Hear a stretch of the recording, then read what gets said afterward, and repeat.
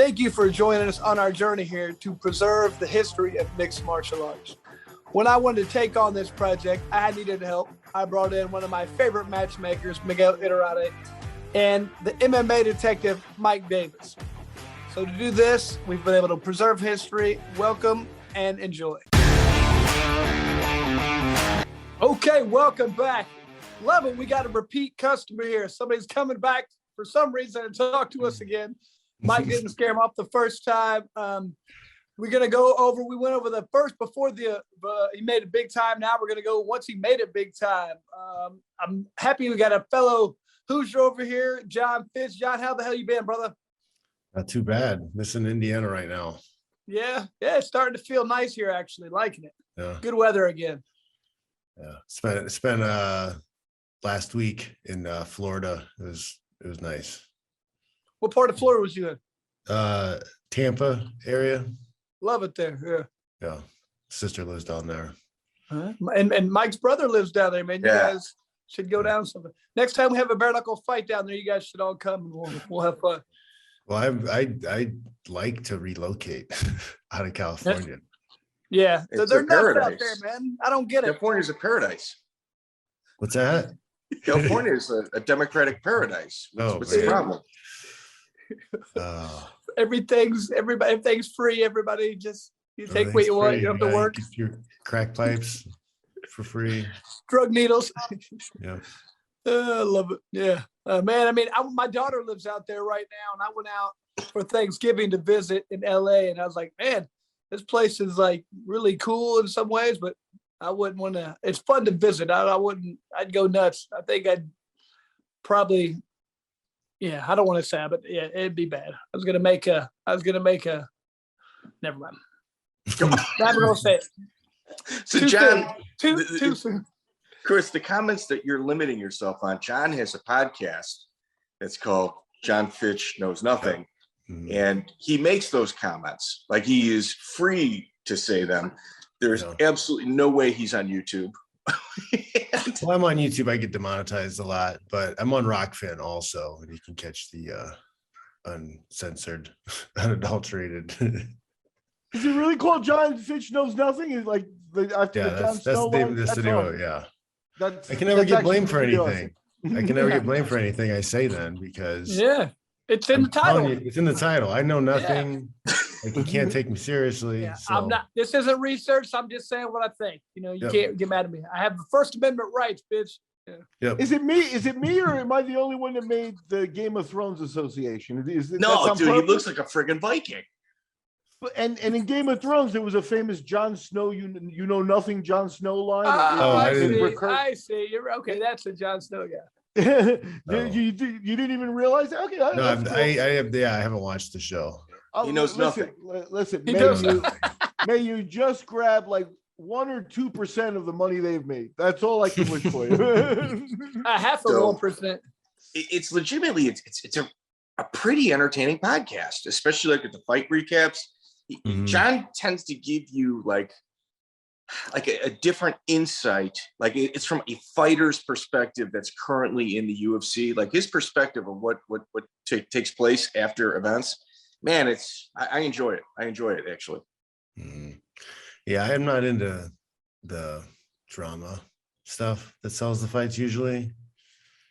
Yeah, I'm a purist. So do you break down like all the fights or just the main ones that you care about, or just like I mean, it depends on my schedule.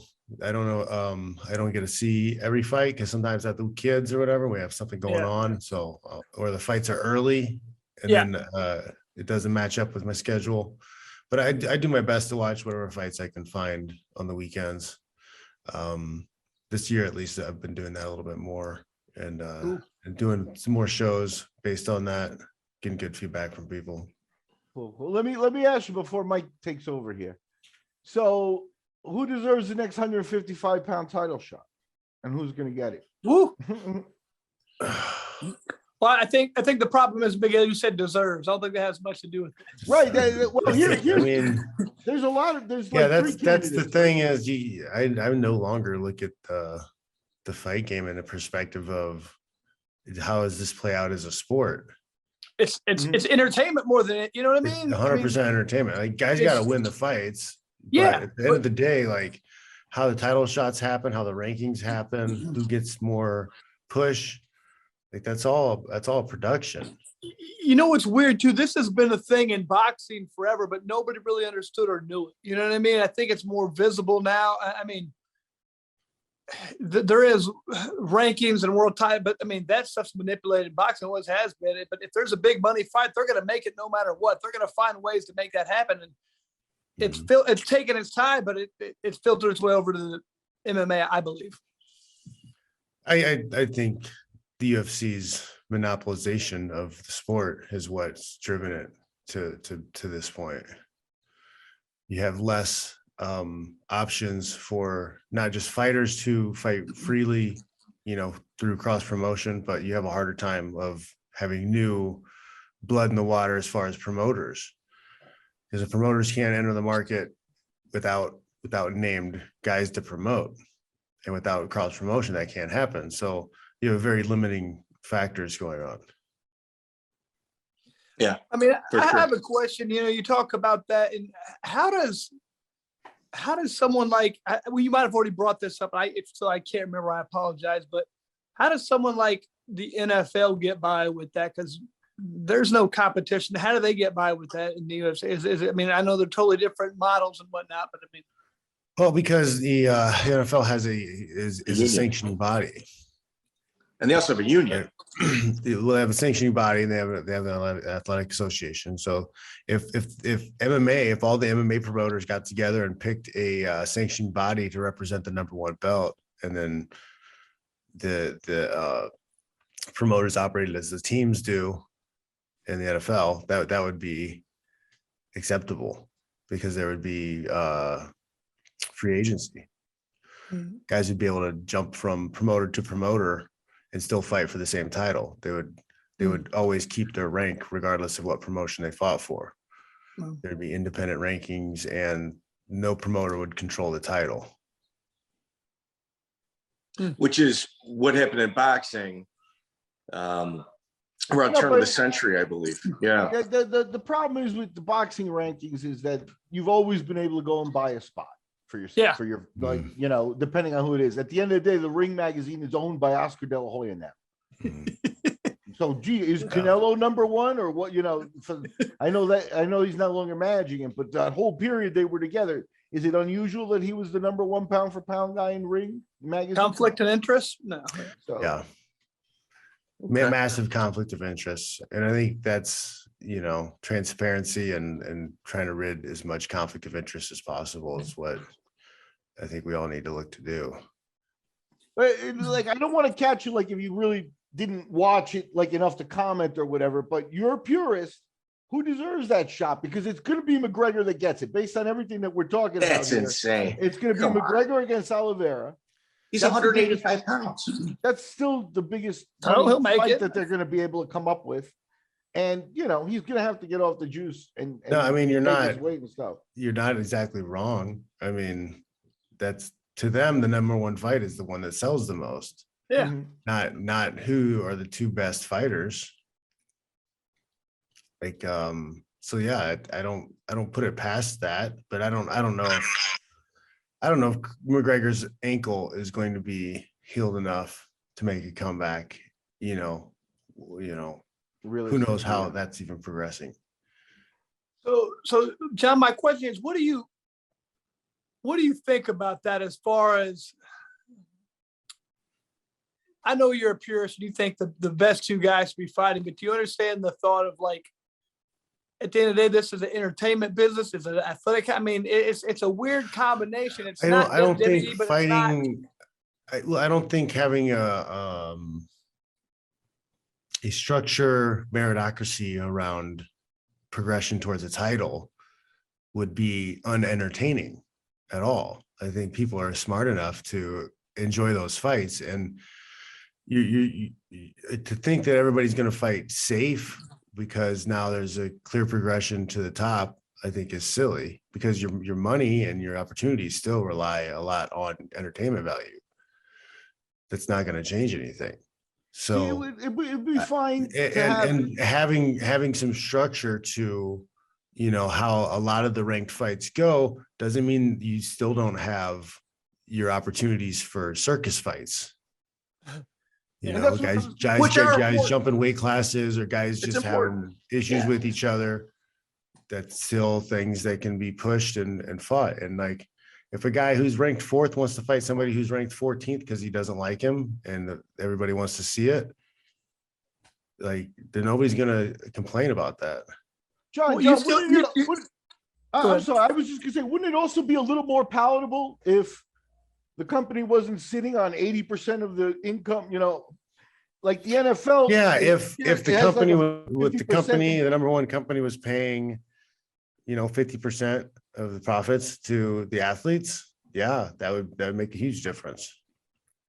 Yeah, you could allow some of that stuff because it's all feeding the pot. But right now, when they put McGregor in and everyone says it's a big money fight, McGregor gets his piece. Some of his opponents don't even get their piece. Yeah. But Dana, there's no bonus. The rest of the league, the rest of the guys don't get a bonus because the company and those 1 or 2 guys pull a lot of money. So yeah, and that's the revenue sharing part that they just don't do. I pointed it out. It's like, it's kind of, the 2 richest persons off of this sport are Dana, the Fertittas aside, but Dana made his money on this, and Rogan really made his reputation on being the UFC announcer. Basically that's what blew him up. So the 2 richest guys are guys that haven't fought. Now Rogan's fortune's separate, but Dana's is exclusively, at least should have been distributed to the fighters. You know what I mean? I don't know. Now, I don't know if $500 million. That's a good portion of your losses. John, I don't know if you've seen any of this or paid any attention, but Dave Feldman with the bare knuckle, he's trying to get a thing where the fighters are going to have a pension system and be taken care of in that way. I don't know if you've seen much about that, but he's now, especially since we just got bought up by Triller, he said that's definitely in the works and it's going to be something that they're going to be implementing. So hopefully, I don't know how that's going to work. So that's kind of at least it's a step in the right direction for at least the bare knuckle fight. I think decent insurance is a good start for a lot of. But honestly, what it comes down to is free agency and being paid a value that allows you to afford those things on your own. Sure. Boxing actually has a pension in California. I learned this from Juanito. But nobody's ever used it because the guys who are successful enough to pay into it don't need it. Yeah. They don't need it because they have money. And the guys who weren't good enough to pay into it, they drop out and they're gone before they would need it. Yeah. Now that'd be a weird system because boxing's such a weird animal. People don't realize you can be like ranked in 30th in the world and you're not making anything. Top 10 might make, but that's it, or even the top few guys. But if you're ranked 25th or 18th or hell 9th or 10th, you're not going to make that kind of money for very long, I don't think. So it's just a different animal. I understand that system sounds good, but I understand why it doesn't work very well. Yeah. It's old. Boxing's weird. There's no, it's not like the UFC is different. You're part of the UFC. Boxing, you're just a free, independent contractor in a way, I guess. You're fighting for you're fighting for all these. You're not really fighting for an organization. Does that make sense? I mean, you kind of are, but you're not. Yeah, because not all the promoters, because with the cross promotion, not all the promoters are putting on the shows. Yeah. Well, the thing of boxing's an ancient system. It's all, if the internet were to be knocked out, like boxing would be fine. They barely use it. They're barely up to date on this stuff, it seems. So yeah, I don't think boxing's a model to solve it. I think looking forward, like John and his lawsuit, and some of the forward-thinking people is really where the solution lies. So more power to you, John. I'm gonna hand it back to Mike here so we can start talking some fights too. That's right. So I think to accurately describe John's relationship with the UFC, I think the word contentious is probably fairly accurate to describe it. And we're going to go through exactly why and how it got that way. And October 3rd, 2005, UFC Fight Night, you fight Brock Larson. Now, the history of Brock Larson is Dave Camarillo, who is you've received a black belt under, gave a black belt to Brock Larson as well, I believe. And you're up a weight class, so at 185 pounds. So how does this fight take place? They called. It's kind of short notice. I had like 5-6 weeks to get ready for it, but it was like my opportunity to get into the UFC. So this is after the whole Tough failure thing. Yep. After I pulled from Tough, and then I fought like 4 times in between that and the UFC fight offer. Because I did a fight the weekend after, like an illegal underground fight, Venom, in a Hollywood studio somewhere. And then I did 3 fights in a night down in Mexico. Okay. Yeah. So that's 2004. And then in 2005 is when you took the UFC contract. So was it difficult? I think I fought in Canada. You fought in Canada, Jeff Jocelyn. Yeah, I fought in Canada. Yeah, before. It's a fight. Yeah, we talked about that. Yep, I got kind of where we ended it. So, in essence, was it difficult having? What did Dave Camarillo say about this? I know he's a close friend of yours. Yeah, he just didn't want to be involved. Okay. So he wasn't going to coach either of us because it was, too weird. Because like he had just gotten to AKA. He wasn't there for a long time. So I think he had been coaching Brock probably longer than me even.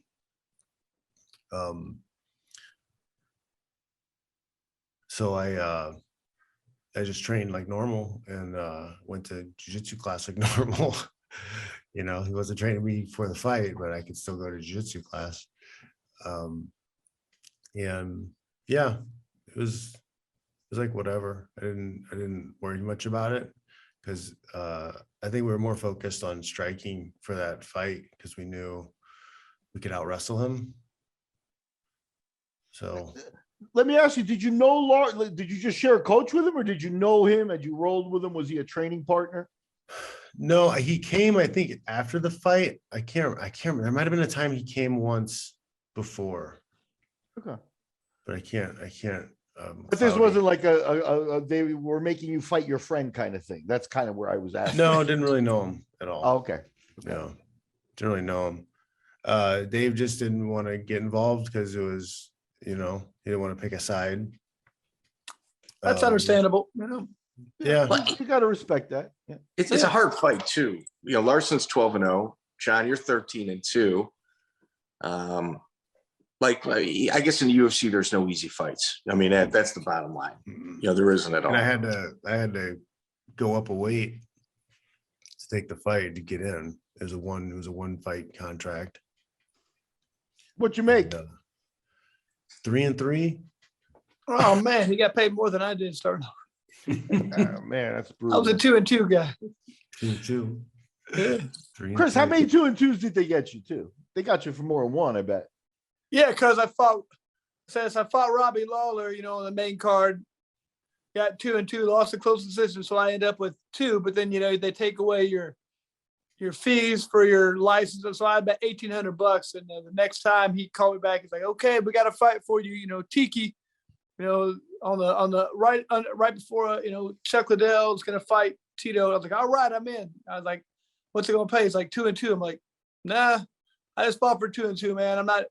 Come on, man. I fought like 5 tonight." He's like, "Nah." He's like, "This pays 2-2." I'm like, "Man, why would it pay 2-2 again?" He goes, "Because you didn't win." I was like, "Man, you kidding me?" I was like, "I'm not doing it." He's like, "Well, all right, I'll talk to you later," and hung up. And I called him back about 3 minutes later. He's like, "All right, I'll take it." I mean, I just knew at that point you can't play hardball with them because you've got no leverage. So I was just like, "All right, what do you mean?" Leverage. Right then they knew they had me, and they did. I couldn't do anything. What else could I do? So I took the fight. Yeah, hands are tied. Yeah, you don't have when you don't have options. It's a problem. Yeah.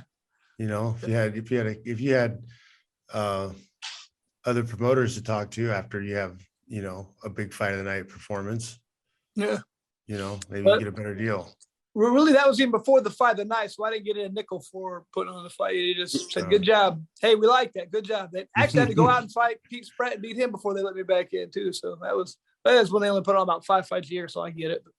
I don't want to get derailed here, John, but you the fight of the night bonuses that's really another ruse. You know what I mean? It's like the kind of thing is like, so they're making X amount of money. All right. So grab like another 20% of that and let's just distribute it to them and get, you know, but it's never enough to, you know, to really balance anything out. It's a bigger crumb. It's a bigger crumb. At the end of the day, Chris just fought $1,800, even in Indiana, with the cost of living not being New York, you know, that's a decent mortgage. You know, it's like, oh, shit, I got nothing to eat. You know, it's like you can't even pay for a month on $1,800. Just as a side note, I can't imagine somebody saying, "All right, we're going to put you in an MMA fight, but it's going to be a boxing match.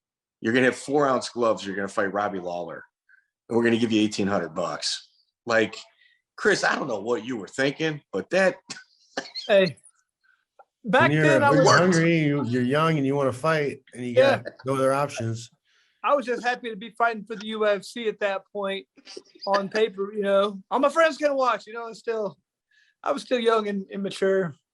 Didn't really get it, but I mean, at that point, Mike, I fought for free before. You know what I mean? I know. And I fought for a couple $100 here and there. You know, it's just. I mean, in hindsight, it's just nuts. Looking back, it's stupid. It's nuts. I mean. Like I said, I try to stand my ground. I try to be like, I need more money, man. No, we need more. And he's like, this is what it pays. You know, you got to judge so, but it pays, Chris. I'll get somebody else to do it then. All right. And then I thought about it. I was like, God dang it. All right, fine, I'll do it. Come back. I was looking back. It's like, what? Especially now that we know the numbers, the kind of money that these guys have been making. Yeah, but that being said, I went back and looked, and at this time they were about 40 million in debt. So, you know, that was before. It was in 2003, so this was before it blew back up. So it wasn't as big, and I'm sure they probably were hurting for money back then. They were really in debt, but I mean, still, man, $1,000 wouldn't have been that big of a deal. You got to take care. And you know what the funny thing was? I always thought that they treated me like that because I was me. I was like, at least they're smart and they take care of people like Randy Couture. And then I talked to him. They didn't. You know, I was like, oh, they treat everybody like that. I thought it was just me, like the lower guys, but now they were treating everybody the same. So I felt better after that. So, John, you win a decision. Your cardio kind of is what shined in that fight against Brock Larson. And April 6, 2006, UFC Fight Night, they give you Josh Burkman, 15-3 Team Quest guy. Chris, you just mentioned Randy Couture. What was your thoughts going into that fight? Man, I just knew that I was going to be too much for him. It was like payback for the tough garbage, you know. Is I was going to get a fight one of their guys, and I knew that I was being brought in to lose. I could feel it. Like, you thought you were really? Yeah, I thought I was being brought in to lose to the Larson fight too. He was undefeated. Yeah, he's up a weight class for sure. He was undefeated at that point, and they were trying to build 85. Yeah. So they needed somebody to get beat up by this undefeated guy. So and Burkman's from The Ultimate Fighter. He got injured in his bout against Melvin Gillard. He was favored to have won it. So it was kind of like one of their diamonds in the rough. Mm-hmm. So, no, for sure, John was being brought in as a B-side. Now, real quick, John, we've noticed a lot of times, especially with Joe Silva, but just the organization, if for some reason, if they don't like you, they don't like it. And I think if you've came in and you've thwarted a couple of their plans, if you've derailed, if you were brought in to lose and you won, they might not like you just for that reason alone. And you got to, there's nothing you can do about that. I mean, we've talked It's often very petty. It's often very petty. exactly. Like people like to say, oh, well, they're playing tough business or whatever, but a lot of it was like childish. I think it's not egos is the right word. Like Gerald Harris, or he was just saying how he kind of went around Joe Silva, called Dana White and faked an accent to get him back in the UFC. They hate him. I mean, he went 3-1 with like 3 knockouts, and they cut him. It's just like, I've never heard something that bad, man. It's just like they hated him. I mean, Joe hated him from the beginning and never got over it. Yeah. Well, yeah. So John, with Josh Burkman, you broke him. Your cardio, your wrestling, it just broke him. He refused the hand raising ceremony. Was there some issues between you two? I don't remember anything in particular. I think he was coming off the Ultimate Fighter show. I think it just had higher expectations for himself, maybe. I don't know. Yeah, I thought there may have been. Your next bout is Thiago Alves, June 28th, 2006. At this point, Thiago's kind of like, he's like a ringer on a softball team. He's like, you got your local regional softball team, you bring in a couple guys and you destroy everybody. He's kind of like that for the American top team. When he first got up to the United States, I was at a couple local shows. I think we were lucky that somebody didn't die on them when Thiago was fighting them. And he was kind of like a blue chipper out of Dan Lambert's, American top team. And that's your next opponent. That is not an easy fight. Mm-mm. No, and like the fight they gave me of him to they wanted me to lose this fight too. The fight they gave me of him to study him, because back then they would send you a tape if you asked, was of him losing to Spencer Fisher. With the triangle. Yeah. That was the fight they gave me to study up on Thiago with. Trying to be like, this guy's not very good. Look, he gets triangled. Yeah. There you go. 55 pounder. Yeah. Yeah, Thiago Alves. Go ahead. Go ahead, Chris.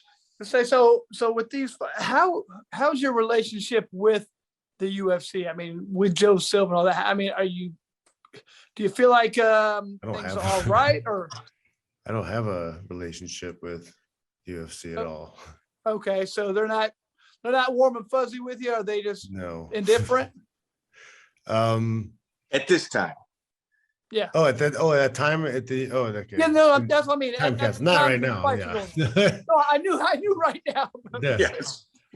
Yeah, we're talking no. Back no, like the attitude back then was kind of like a lot happier mood around operations, and that stuff. Everybody seemed enjoying their jobs at that time. Yeah. And no, I was just kind of like happy to be there, and I could feel like I had a little chip on my shoulder because I could feel like they didn't want me there. That I just kept winning though.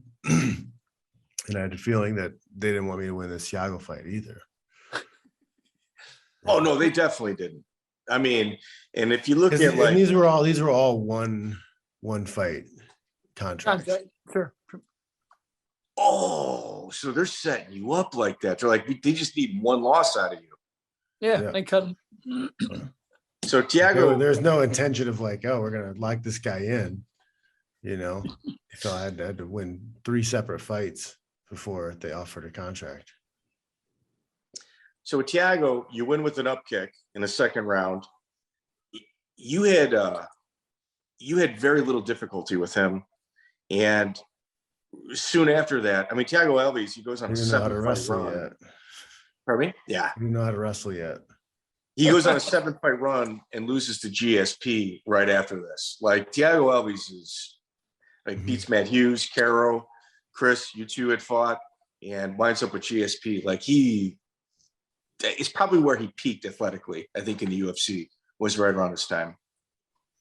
Mm-hmm. Yeah. So He's still doing it too. He's the bare knuckle world champion, I think. Am I wrong? Yeah, Yes. I think. Now, Mike, I will let you know, we were tied after 2 rounds. They stopped because of a cut. So don't make it like you know, come on. Give me some credit there, Mike.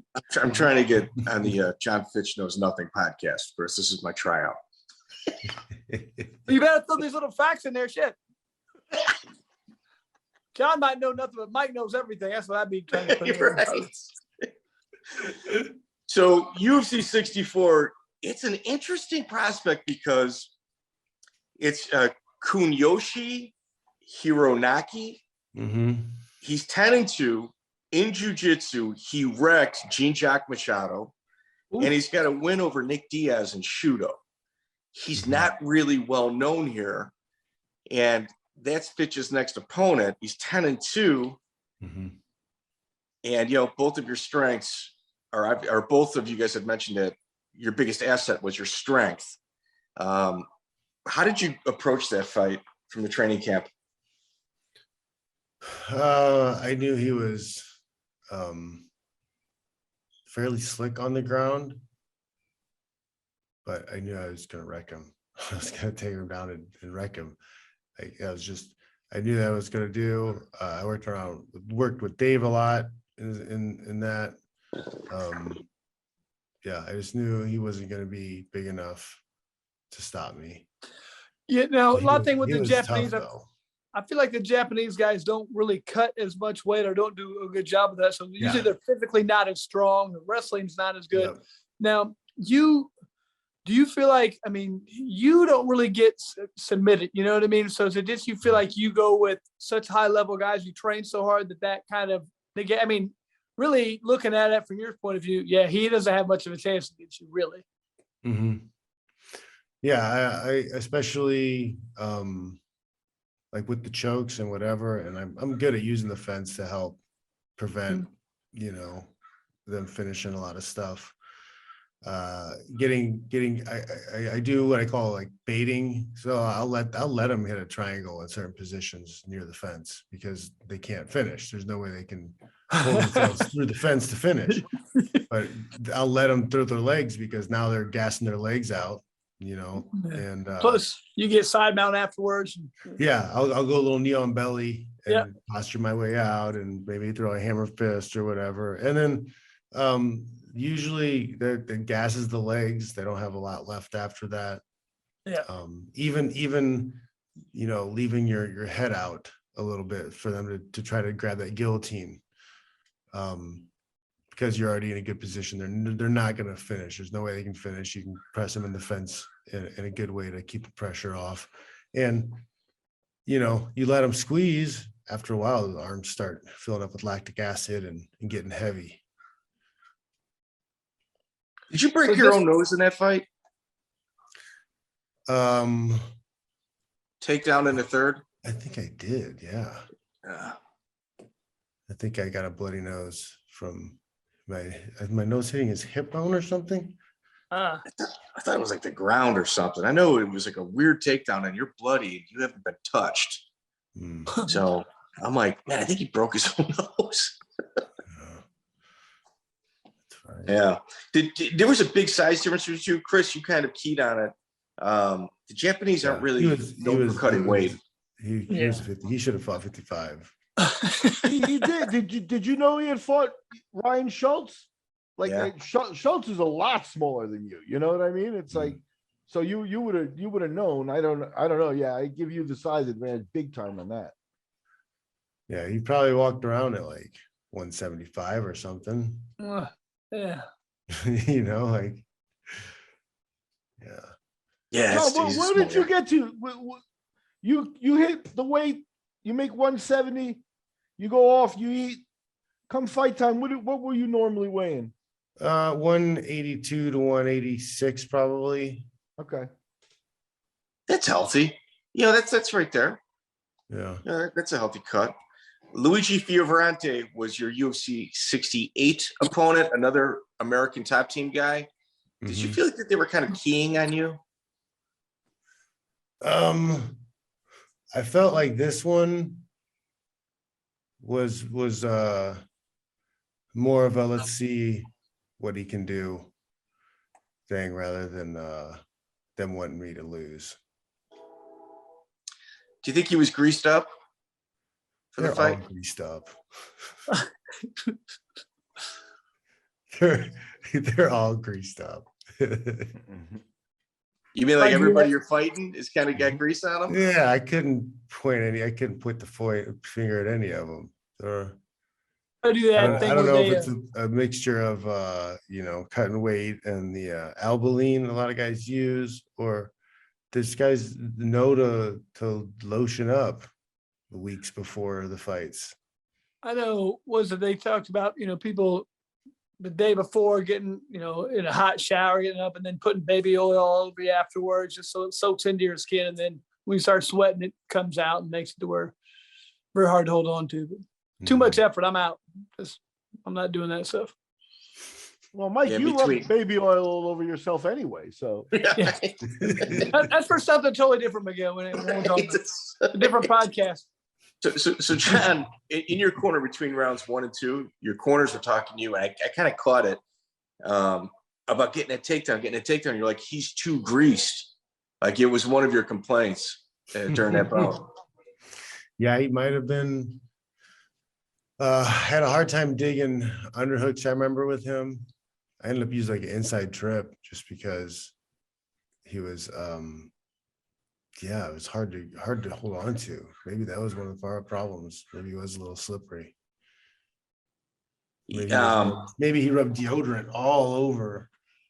He was super nervous. European, not a problem. He might have been a little slippery. I kind of remember having a hard time grabbing him, so I ended up inside tripping him. Yeah. Prior to that fight, one of your teammates, Erik Wray, had passed away, and you dedicated your fight to him. Mm-hmm. Yeah, Erik was a tough fighter, man. It was around the time of the opioid epidemic. Man. He had the pills, big ass bottles of pills, all through prescriptions and shit. And took too many. I can't remember what it was. Too many pain pills and muscle relaxers, something. Did you know many people I knew a couple people who that happened to?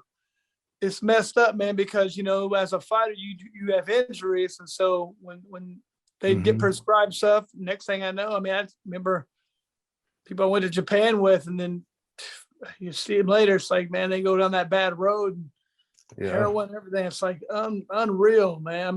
Ever since that, I refuse to take anything. I just deal with pain. Yeah. I get used to it. Yep. Yeah. I've been like that since then, at least. Yeah, me too. It's been about 20 years. So I'm not doing it. I don't care. Sad. I've had a couple times where I've had injuries or things where they gave me pills or whatever, and I washed them, took them home, washed them down the sink. Yeah. Yeah. I just had a knee surgery last week, and I don't even fill up my prescription. I don't even need any of this stuff, man. I'll take some ibuprofen sometimes, but I don't like taking that. Mm-hmm. Yeah, especially in the regional scene, you'll see somebody pop a Vicodin after a fight, and then have a couple beers, and I would lose my mind. I'd be like, you getting drunk on Vicodin? I know maybe 4 people. Not personally, but I know of them from the neighborhood that have died drinking while on Vicodin. It's a different animal. It's different. Mike's talking about the matchmakers. He's not talking about So from there, you called out Karo Parysian after that fight. Yeah, it was a fight we were trying to get for a while. And at the time, it was somebody who was named and people knew. And if I could get that fight, it would put me into a higher level, throw me in the mix a little bit. So he had a lot of success against wrestlers. So I would have really enjoyed to see that. I thought it would have been a great fight, judo versus wrestling. At this point, are you still mainly fighting on prelims? Or do any main card yet? What's going on? How are they marketing you? He's on the undercard. I was undercards for the first 3, but then the Hironake fight was pay-per-view. Okay. This one is undercard. Yeah. Then the Fioravante fight was undercard. And I remember I'd complained in an interview about going from main card to undercard because originally the fight was supposed to be main card and then they switched it like after a couple of weeks or something. And I had complained, which is complaining is not allowed. So I got a nasty email from our buddy Joe Silva. Do you still have it? No, like I didn't think to save it. But, well, I mean, that'd be great for your book. Oh, don't worry, one of the satellites has it. Yeah, I said something on the lines of like, you know, I don't really think the UFC sees much in me or something like that about them moving me to the undercard. And then he sent that quote and then said, "This isn't helping." Man, I mean, so it's a campaign to kiss his ass in order to get what you want. Yeah, this isn't helping. Like, you complaining isn't helping. Here's the thing too that people don't realize, like, not only do not as many people see, but your sponsors, like, you get paid different amount on sponsorship if you're on main card or not. You know what I mean? Especially back then. Hell, I don't know now. Well, I think there's no now. Yeah, that's a big part of it. Yeah. Because if you're not on the main card, you're not making money on your shorts. Yeah. Yeah, exactly. You're getting a lot less. You know what I mean? So, okay, an interesting note also with the Fioravante fight. That was 68. That was Sylvia and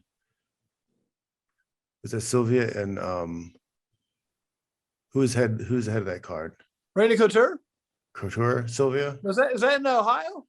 Is that 68 in Ohio? Tim Sylvia and Couture, Yeah, I was on that card.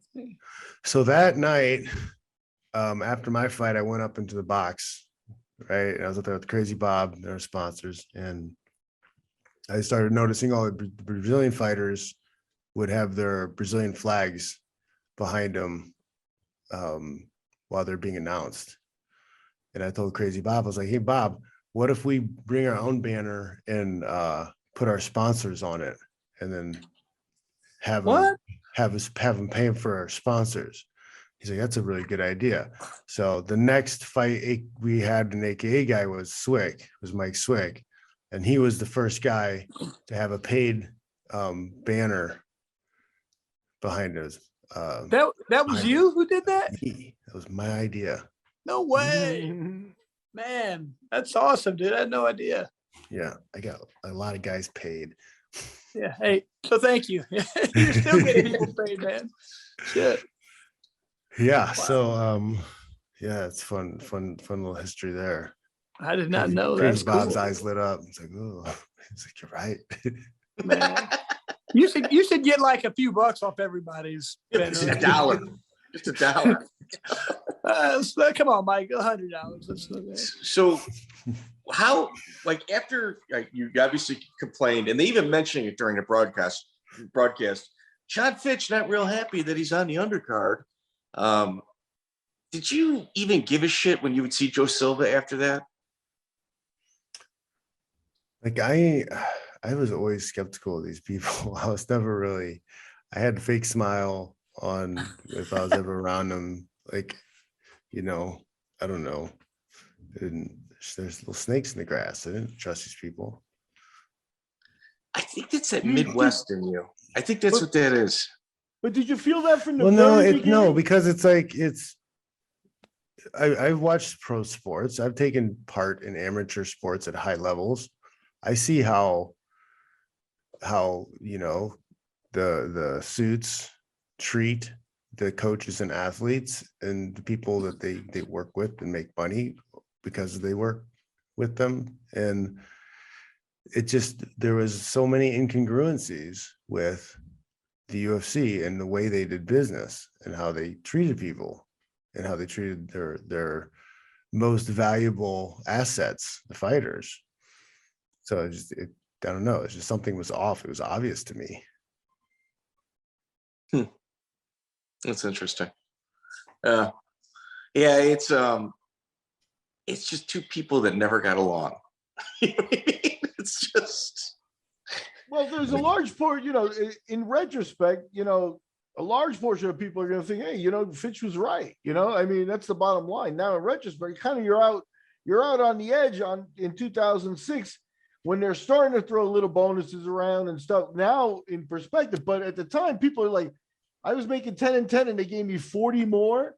Everybody's happy, and there was that good feeling. I got a few of those bonuses, and for some guys, you would get bonuses that weren't the you know, the fight of the night, whatever bonuses. They'd send out a $30,000 bonus here, you know, $40,000 here every once in a while to certain guys. Mm-hmm. Yeah, Monty said some of like Franklin's and stuff got up to be $500,000 and stuff like that, but that still they're shelling out 20%. So, you know, yeah, they have more. They have so much more they could give. Yeah, exactly. It's like I give Franklin 100, and then it's like maybe you'll be next, Chris. Yeah. You know, with giving all of that out, they're still keeping a large, a massive portion of it, more than double. Like, yeah, it's ridiculous. Yeah. Right. So, from my armchair, if I had to kind of describe you in an office setting as compared to some other people, like sometimes like the boss will make a joke and you have people that will, even though it's not funny, it's stupid, they'll go out of their way just to laugh to appease the boss. And you're the guy that's just standing there going, yeah, okay. All right. So this is what I'm here to talk to you about. No, I'm the guy who's not going to have a boss. I'm the independent contractor. So you beat Roan Carneiro in your next fight, rear naked choke the second round, and you're on a 13-fight win streak. And the surprising thing to me is your next opponent. They featured me a little bit more in that fight and pushed me a little bit more in that fight, so it's treated a little bit better there. Carneiro's tough too. Dude, super tough. Yeah, he's really good. He's another ATT guy. Were they trying to work on a rival? I mean, you know, not to bring up the last podcast, but you started off. No, I think those guys were just the only ones who were willing to take the fight. I was not an easy guy to find people who would fight me. Okay, that's fair. You're on a 13-fight win streak, and then at UFC 76, they feed you Diego Sanchez. Yep. I mean, when Diego was at his hottest. Mm-hmm. I was surprised they allowed me to fight him. Yeah, I am too. They're golden boy kind of. I mean, do you think they were thinking he'd beat you, or do you think that they were just like, hey, I was at this point where they're just like, hey, put the two good guys in there, see what happens? Yeah, maybe it was a test for him to be pushed for GSP or something. I don't know. But yeah, that was one of those nights where I felt like they put me in a bad hotel room. It was a little bit near the elevator or whatever, and then we had to do this shoot. We had to do this slave photo shoot for Coach, some guy from Coach magazine or some shit, and they took pictures of us and they put this with like a leather bound book, and yeah, it was weird. I don't know, but I didn't get money for it. I just had to go and do it. They tied you up? No. It was a book of photos, but it was some guy from Coach or something, and yeah, they like made us go get our pictures taken by this guy. For this when they raid Dana's house, those pictures are in frames, like, you know, covering his wall. So Diego comes up a loss to your teammate Josh Koscheck. How much did that help in your preparation for him?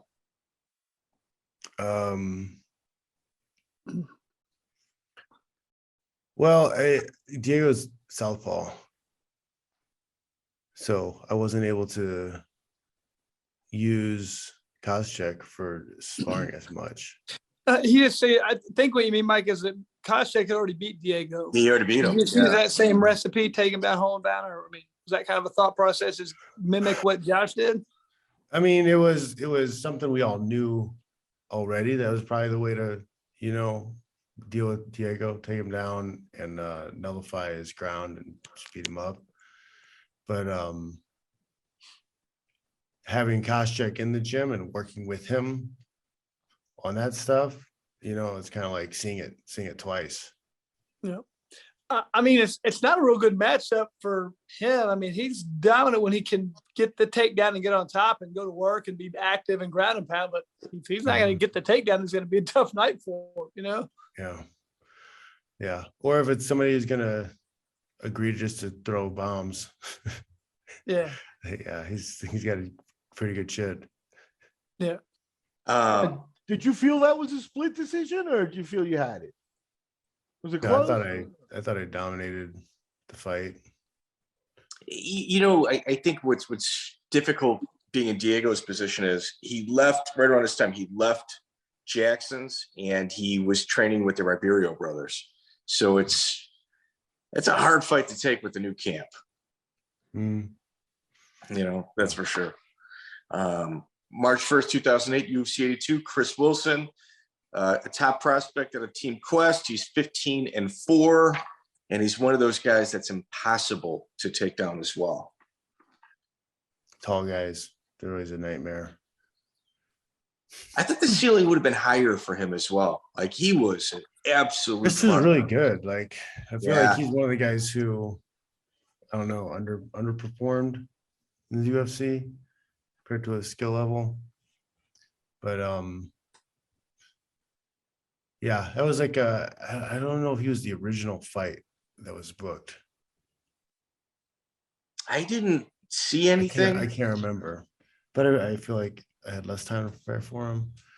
But that was a more nervous fight because I knew if I won one more, I was probably going to get a title shot. There's nobody left to fight.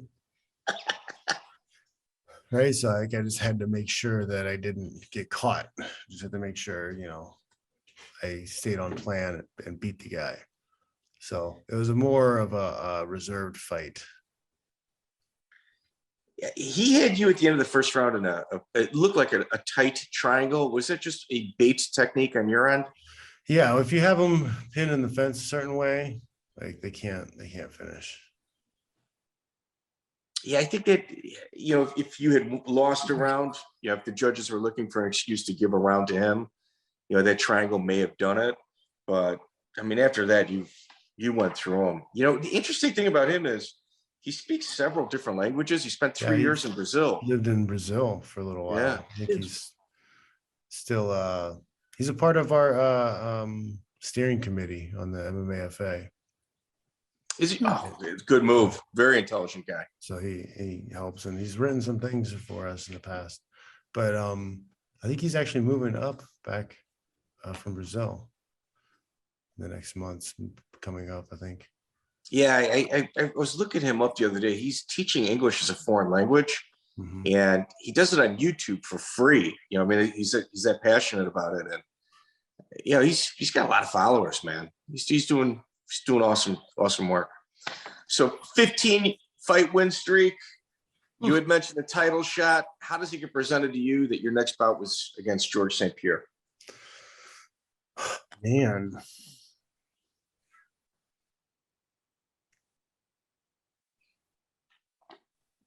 I don't remember. It must have been Crazy Bob. Crazy Bob always gives me the messages. Is you feel like the relationship's better with the UFC right now? They like you, they smile still, or is it just like, well, are they treating you kind of cold? This is what we have to do, or how's the relationship? No, when was it? It was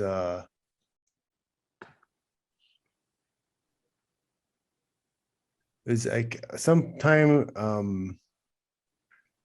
around the Diego fight. Like Dana came up and shook my hand and said, "Hey, sorry, we haven't pushed you appropriately or whatever." So like you apologize for like trying to get me beat every fight and not giving me any press.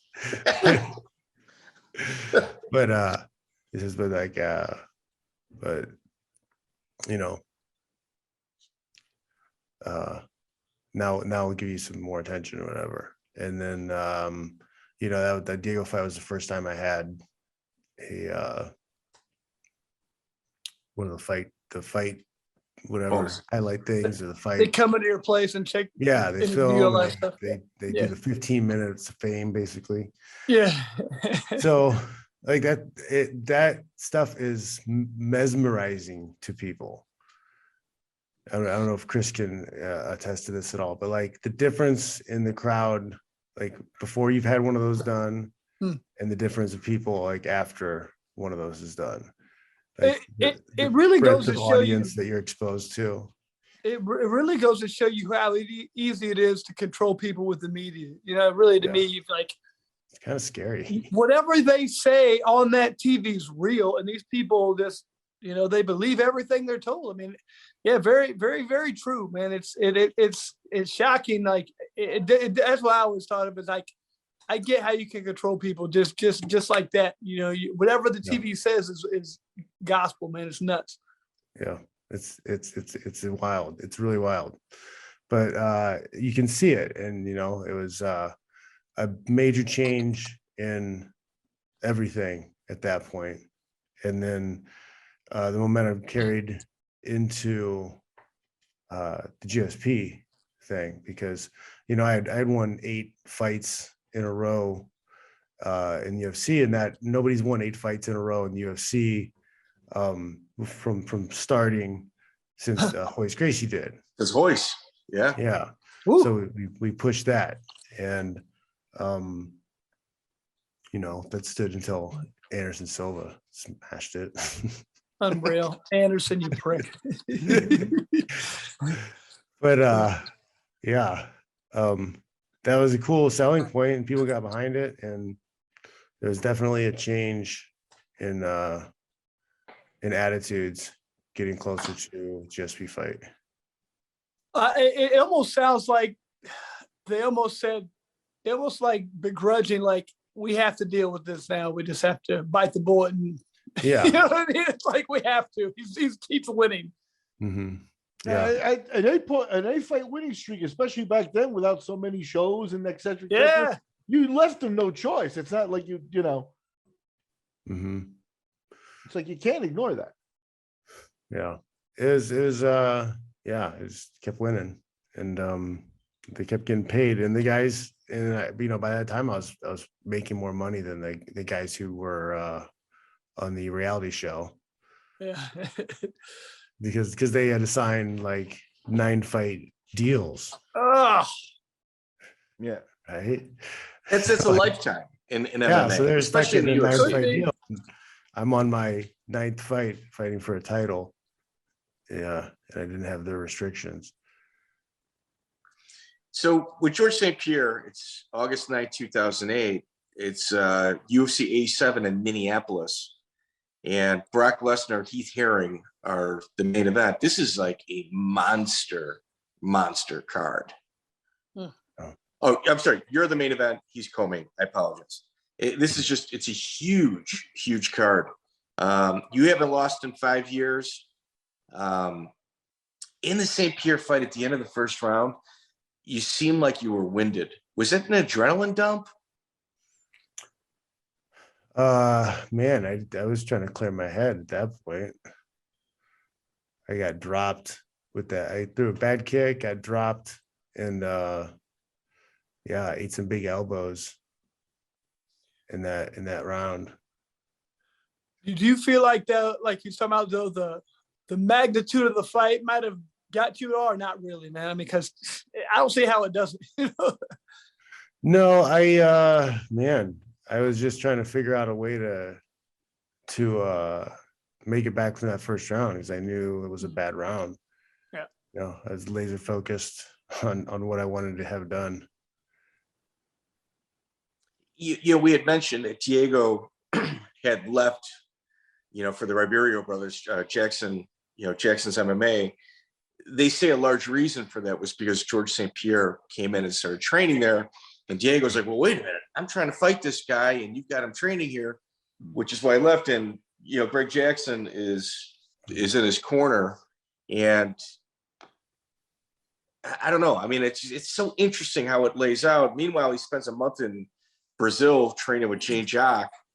It's just, you know, some guys kind of get to island hop, you know, going to training with the best guys. And then there's other people that, you know, like Chris, you had mentioned, you're not even able to pay your mortgage, you know, for something you had made. Obviously, it's a different time, but there's a vast difference between the guys being able to is a big, being able to afford training or be able to afford, you know, daycare so you can train or whatever, those type of things. Like, it matters, like the haves and the have-nots, you know. That's why it's laughable when somebody like Dana White talks about, if you pay fighters too much, they get too rich, that they lose their hunger and they don't want to fight anymore.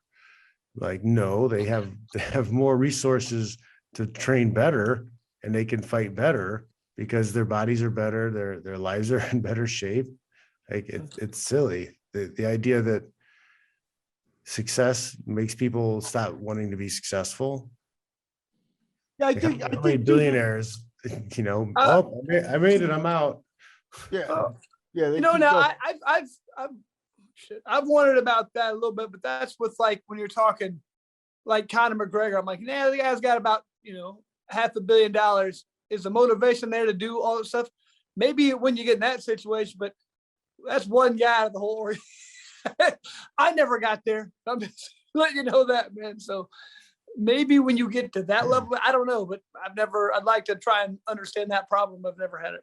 Well, yeah, the thing, I think that John, you know, you get to a certain point, $500 million, you know, it's like, yeah, you're not going to fight anymore, but your life just opened up to a whole world of other possibilities.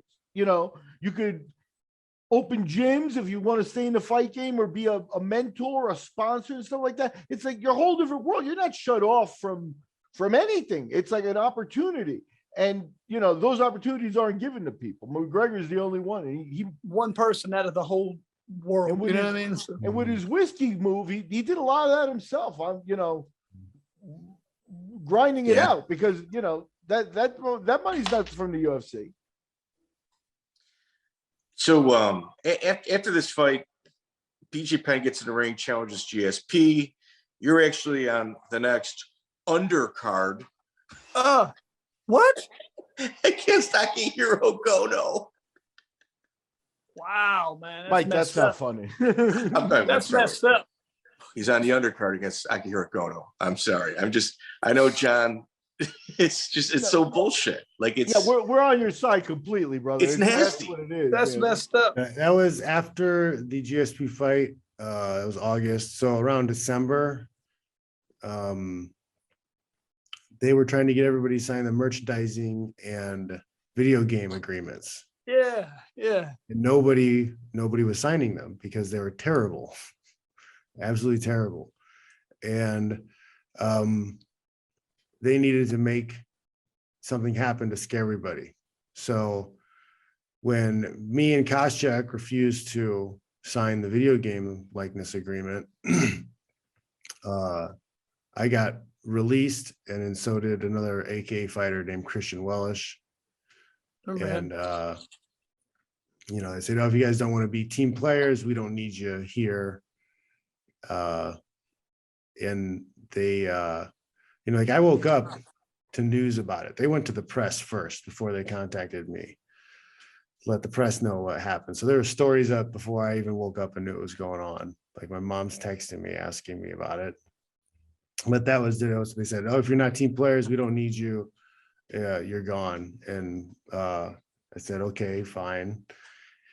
And, you know, I had Crazy Bob call around and asked what you know, talked to him, what should I do about this? And, you know, we have no leverage. So he's like, you know, there's nothing we can make him do. It's like, either you want to do it or you don't. And,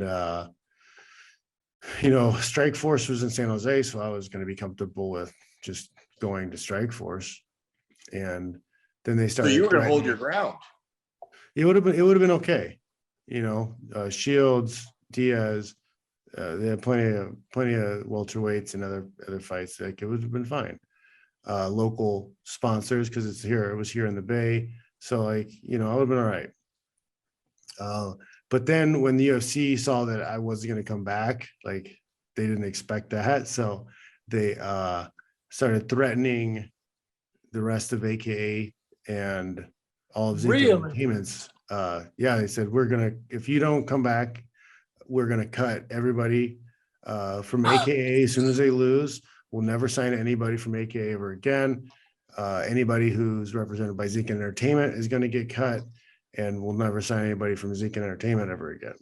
Damn. So they put the pressure on not you anymore. It was everybody. Were you looking at your teammates like, sorry guys? I mean, how was that? That had to be awkward, man. Like, I started learning how to code. Because it was, and it wasn't even like, it wasn't like secret text that they sent us, just like what they told the press. They were using the press as like the middleman to like have this argument. Like, that's got to be an alert to somebody. Like, why? Like, they did this. It was all a performance to scare people. They wanted to scare people. I remember when that happened. I remember it was like, damn. I mean, right then, it takes me right back to the first time I told Joe, no, you got nowhere to go. You got no leverage, man. I mean, you just don't. No leverage. I knew right then. I mean, I knew from that point, it just is what it is, man. Yeah. And so, yeah, like, and then I felt bad. So I ended up saying, fine, I'll just resign. It'll be no big deal. But I feel like the relationship was severed by that point, right? Oh yeah, they're already angry because I would, the idea that I would be okay with just walking away. Yeah, they don't like that. They don't like that at all. But no, man, yeah. Looking back, it's the one thing I wonder if I should have just said bye and try my luck with Strikeforce. You'd have to think, man, I don't care what they're saying. They weren't going to cut all your teammates, man. That doesn't make any sense. They're going to bite off their nose and cut off their nose, spite their face. You think? And I know that now, but like back then, I didn't well, know. Still a lot of pressure on his friends too. Man, if your teammates are looking at you, you'll be like, man, this motherfucker, got my ass cut. And that'd been was the thing, man. And all this transpired in like less than a 24-hour period. This is like from me waking up and going to bed. This is like one day.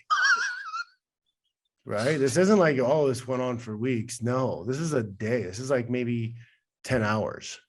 Wow. What did Dwayne Zinkins tell you? What was his advice?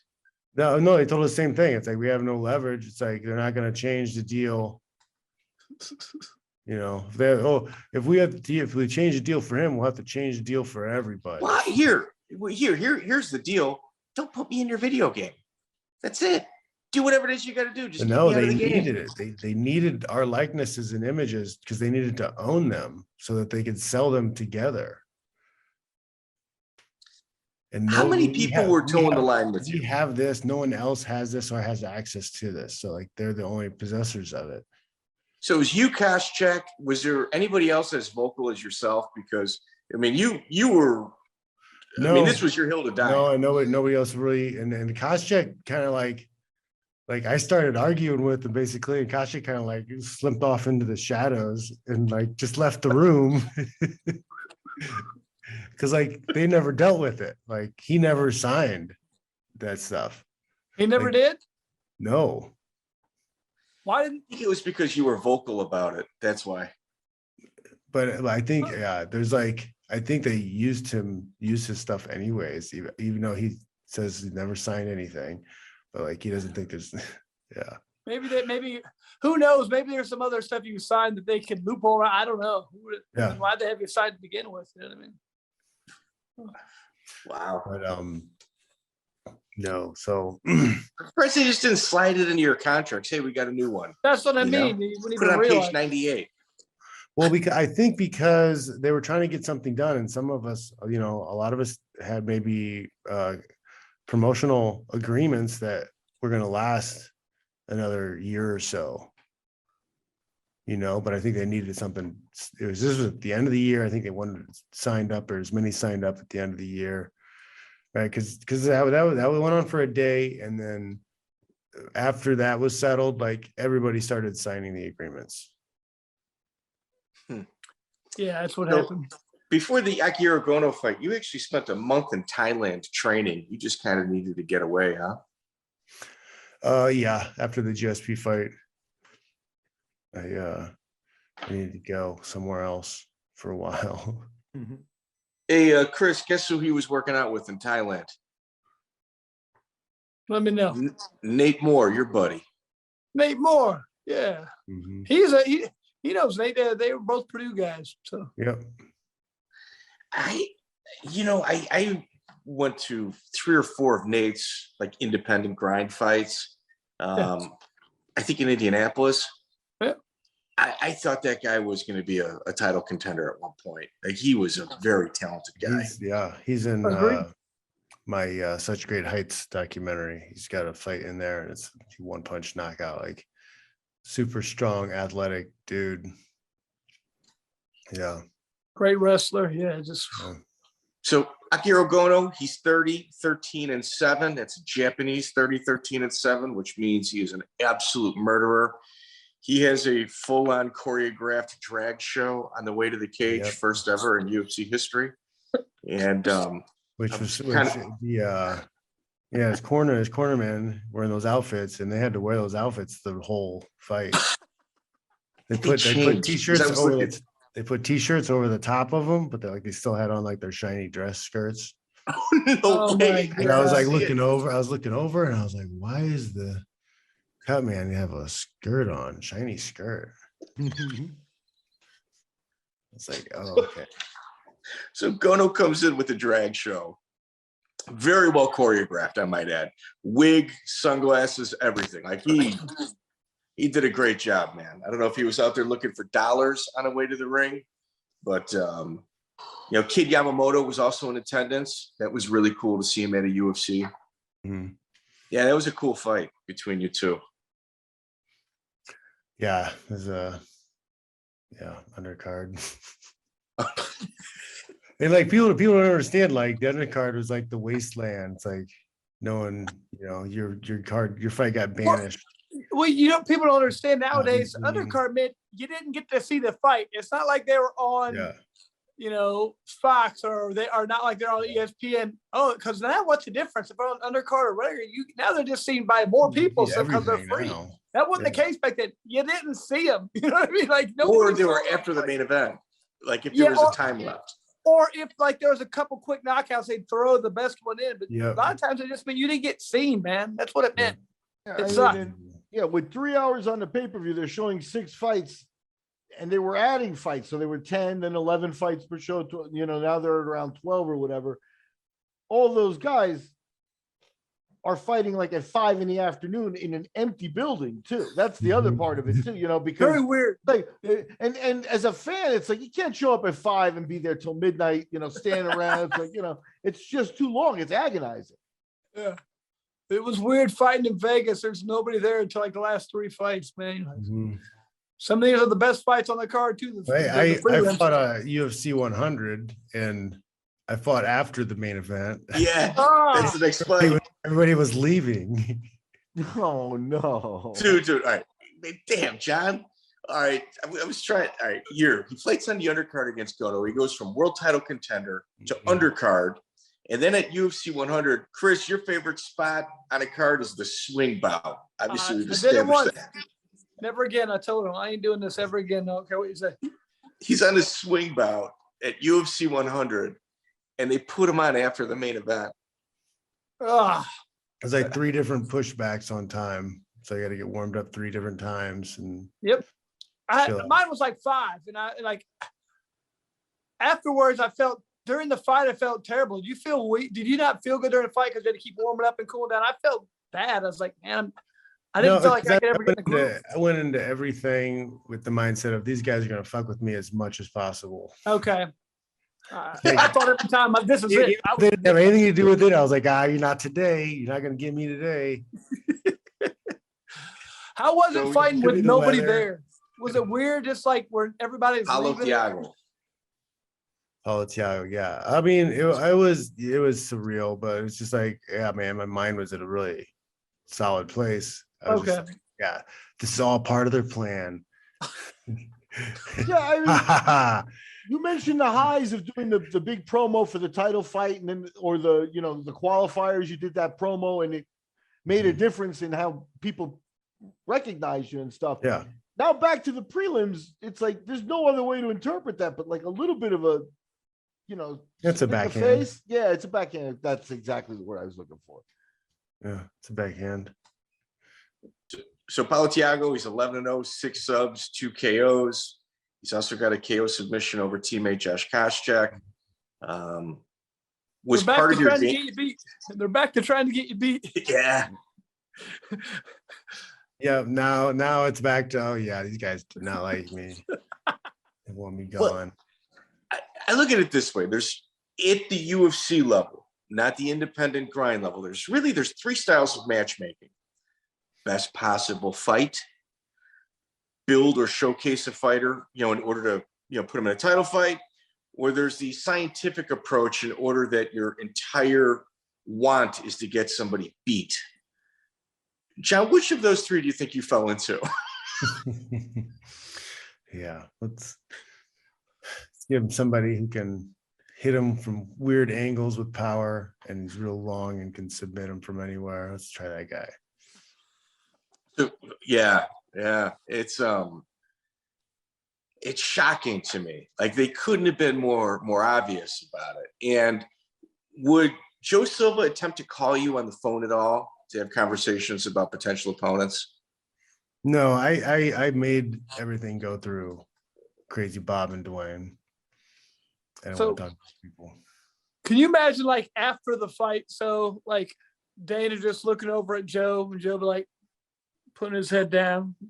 No, I said, no. one thing: get this guy beat. What happened? He won. Did he get Chris, beat? No. In this instance, Dana and Joe weren't there. They were at the post-fight press conference. You're talking about the guys that were tearing down the cage. They're looking at each other like, man, come on, we gotta go home. No, I'm talking about when the fights are over and they go, he won again, and Dana's just looking at Joe Silva like, you little son of a bitch, I told you, get this guy beat, you know what I mean? And he's like, well, Joe, I'm trying, Dana. I just, been awesome. So, John, December 12th, that's July 11th, December 12th, UFC 107, Mike Pierce out of the Sports Lab. He's 9-2. I think your original opponent was Thiago Alves. No. That was the fight. That was the next one. It's a couple times. Oh, actually. It's, dude, you guys should have fought like 5 times, but you only fought twice. That's right. Yeah, it's Thiago Alves, and then did we go to the Ben Saunders fight? When is Ben Saunders? Ben Saunders is next. Okay, that's the one that was supposed to be Thiago. Well, see, Thiago, here, let's get through this. So Pierce was originally supposed to fight Koscheck, but Thiago Alves had knee issues, so they bumped him with you. He beat Brock Larson in his debut, and he's out of the Sports Lab. It's his second UFC fight, not an easy bout for him. It's a tank too. Yeah. It's another. Let's see if this guy can beat him. You had issues in the 3rd round. If I had to guess based on like kind of watching your progression, do you think you may have been overtraining at this point? I don't know. I felt like I had a really good fight that fight. You lost the 3rd round. This guy doesn't lose rounds and he doesn't get submitted. I mean, you're talking about a guy that pure cardio, intensity from beginning to end, doesn't even need a stool, but he sits on it to talk to his coaches. Like, you're a friggin' machine at this point. No. I gotta go back and watch some of these fights. Like, from your recollection like that, they're like, obviously St. Pierre is probably a cut above, but who's the toughest guy so far? Like the guy most impressed you or most, challenged you? Because I think that's what you look for, is like a challenge in the fights. That's kind of like the motivation inside too. I mean, like that Jeff Jocelyn, that fight, he was really tough. Okay. You know, unexpectedly tough.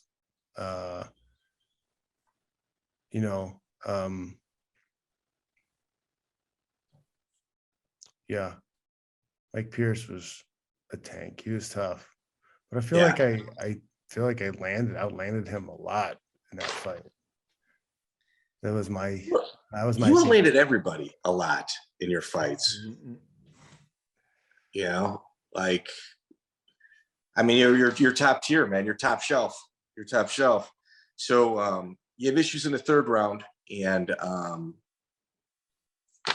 you know, you go on to fight. They start kind of spacing your fights out. So you go from December to March 27th, UFC 111. Ben Saunders, you start changing your diet at this point. All organic. It was around 2000, beginning of 2011. So BJ Penn fight was when I started tweaking with my diet. See, they mentioned that Ben Saunders was going vegan for the fight, and that you had stuck with organic. This is in between Mike Goldberg mentioning you're on your way to your 6th decision victory. Like, they would just find these little things just to be like jagoffs. They really would.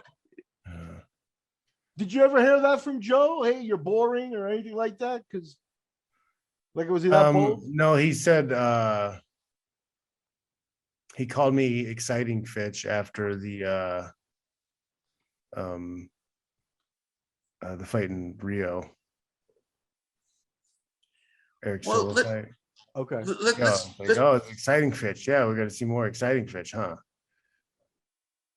Okay, a little sarcasm for me. Just condescending. Yeah. Let's talk about how this fight took place. Your original opponent's Thiago Alves, and a brain scan comes back. What, like 2 days before or 3 days? How far? Yeah, like the Wednesday before. It's like very short time. So the Wednesday prior, Thiago falls off. They slide in Ben Saunders, who was on the undercard. And, you know, it's a different fight for sure.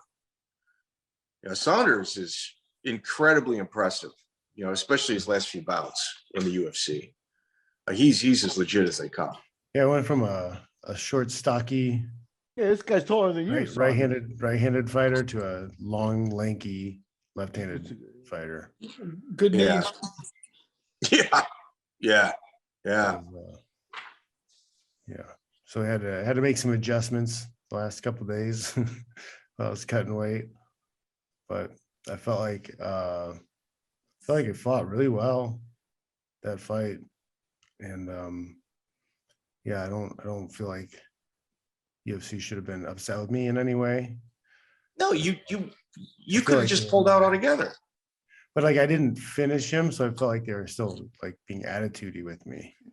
You didn't finish a guy that's completely opposite of what you trained for, that they just switched last Wednesday, and you said, okay, I'll take the fight. There's nothing to complain about on their end. Well, here's the thing.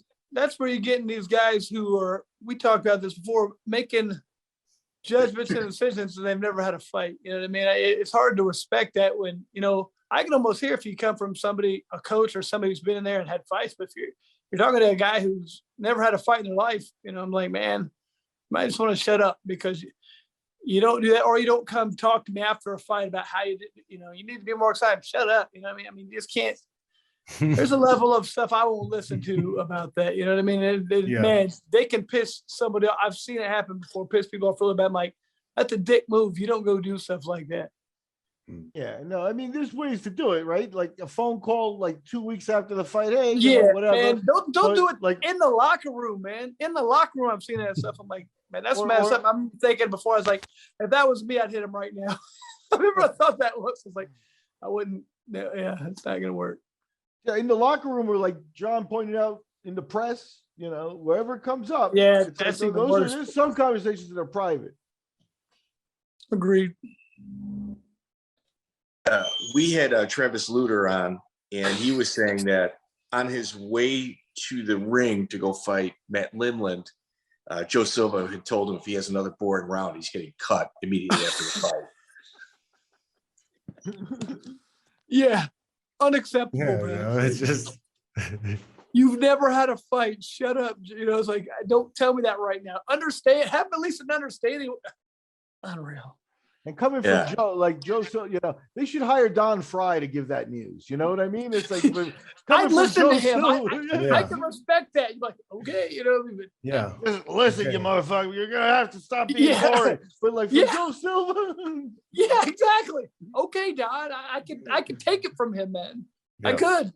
Yeah, it's true. It's true. Well, they're obviously not happy, but they do the Thiago Alves fight, UFC 117. He's 17-6. Now, this is like the fourth or fifth time you guys were supposed to meet. And the one thing that I took away from it, John, is when you walked through the cage after you announced your name, you went over, gave him a fist bump. It was like all the pullouts, all the issues, obviously with Ben Saunders, you know, coming in. That didn't bother you at all. You didn't hold it against him. When you fist bump something like that, it's a sign of respect. You know, I mean, what were your thoughts going into this fight, being that you guys missed more than you guys had fought in regards to scheduling? I was ready for that fight, man. As I knew that was supposed to be my ticket. That was my ticket to a rematch with GSP. Right? I was told before that fight that winner was going to get a title shot. for Thiago. So I knew what was going into that fight. There was no one else, you know, in position to fight for a title. Like that was it. That was the fight. And I knew that I wasn't going to get to punch that ticket unless it was going to be somebody a named guy like Thiago, you know, and he was on a rampage for a little bit, you know. So if I didn't beat him, he did.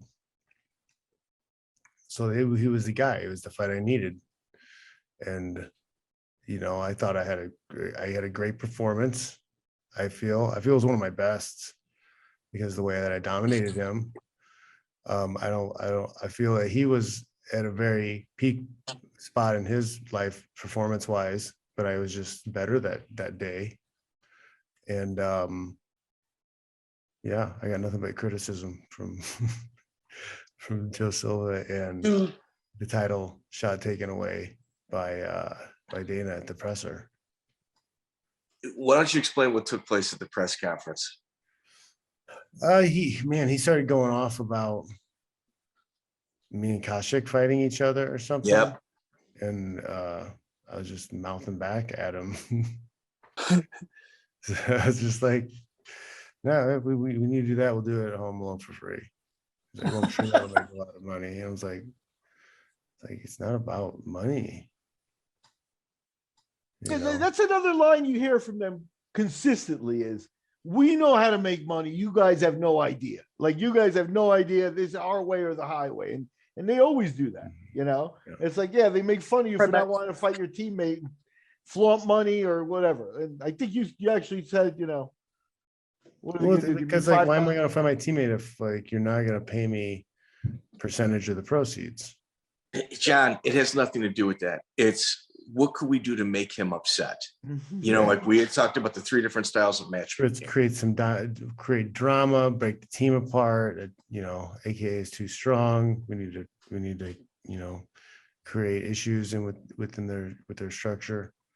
So, ladies and gentlemen at home, I am asking you to go watch this press conference. It's fantastic. In essence, Dana says, yeah, I think he needs to fight Josh Koscheck. He goes, yeah, okay. You know, I've heard this.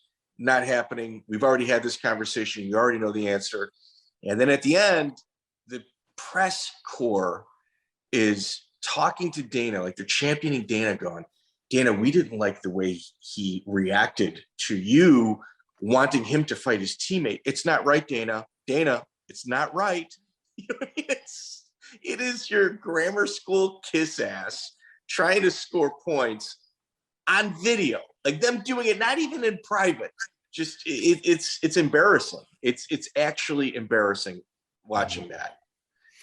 No, yeah, it was like seen them play so many games. Like if one of us has the title, then we'll fight. But like there's no reason otherwise. You know, we're not getting a fair split. You know, we're not getting a 50% split of the earned revenue. So like why are we gonna make you extra money for a small crumb? Yeah. So Thiago Alves, he also missed weight in that fight. Do you think he just didn't want to fight you? I don't know. No, maybe he just was big and he felt like he would rather be bigger and give up the money and try to fight me as he was bigger. Maybe, I don't know. Yeah, it was a pretty one-sided fight, but you know, most of yours are. Yeah, I mean, the table is usually always tilted your way. You know, that wrestling is like a big shift from the press around that time leading up to that fight was the entertainment kind of narrative shift, the like exciting fights rather than, because talk before used to be about who was best, who was better, like who had more wins, who would win in the fight. Then around that time of that fight, I noticed the press started asking like similar questions. It was all about,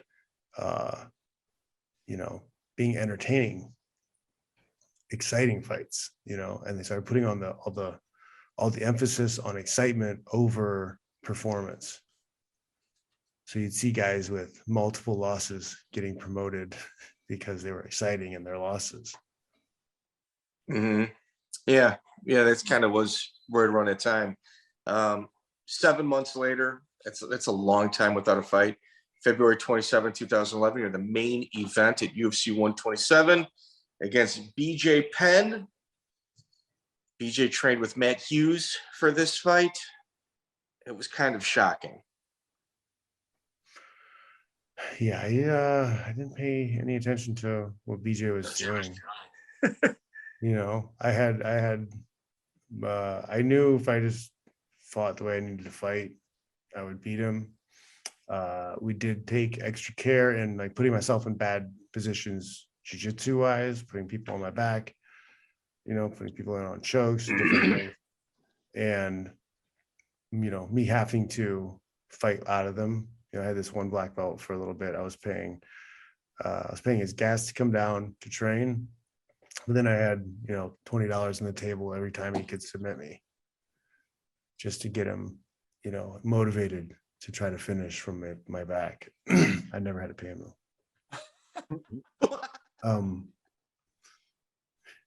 That works out. I pay for his gas, but so I got a lot of work in there, you know, but I think the muscle mass I lost from like going vegan at that time, I think was a big detriment. I think it ended up leading to some like injuries. Oof. Right, just deterioration of things. I don't think it's optimal for people to not eat meat. I just don't. I don't either. Don't at all. I think you're better off eating beef, eggs, and animal organs than you are eating any vegetables. Any vegetables? Any vegetables. Man, there you go. You had mostly plant-based proteins and only organic foods. It said, you know, in your pre-fight, it had mentioned your walk-around weight went from 209 down to 180. Yeah, I was like, my walk-around weight was around 180, 182. Jeez. Yeah, it was not good because like 192 is usually where I'd spend my training camps. It's like probably the best weight before I start bringing it down. And I was, about 180, 182. It was just too small. Yeah. Could you have made 55, do you think? No. No way. Yeah, you're a big dude. Yeah. All right, so before the fight started, you're doing your normal pace and stare, and you've got BJ Penn on the other side, like demanding eye contact. man, is it intense. What usually goes through your head, pre-fight announcement when you're walking back and forth? Well, that fight, I was not in the right place in my head because the UFC had kind of gotten to me a little bit. And at that moment, I was thinking about my entrance music that they fucked up. And I was like, it's like they did that on purpose. They want me to lose. Screw these guys. Like, yeah, I didn't have my head in the right place. I wasn't in the moment right then.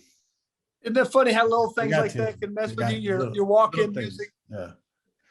Get to you. They get to you sometimes.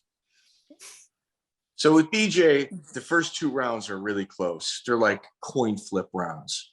But I didn't wake up until halfway through the second round.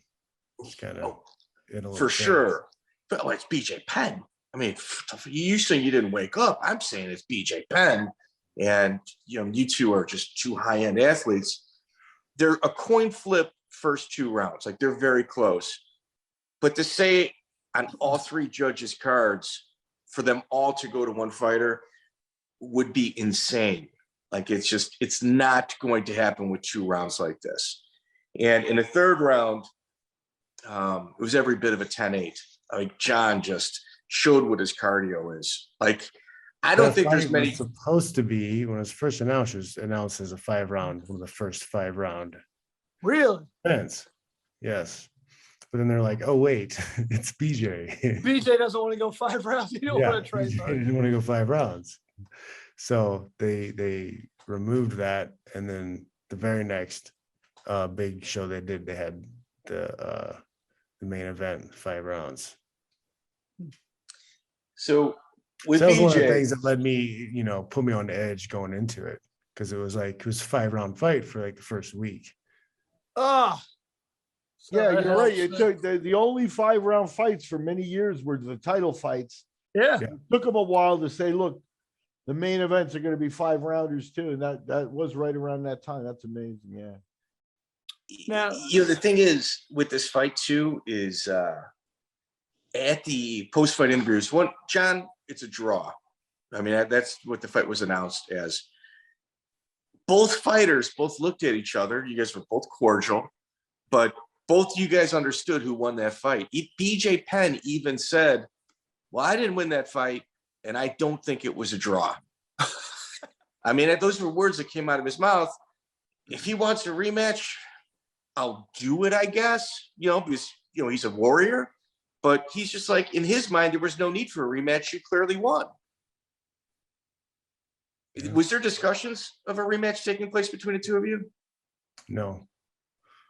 Never came out because I after that fight, like one of the injuries that I had was, some issues with my neck, which made my shoulder hurt. So I thought I had shoulder issues. So I ended up getting shoulder surgery after that fight, which took me out of the lineup for a little bit, which allowed UFC to move the pieces past me as far as they could.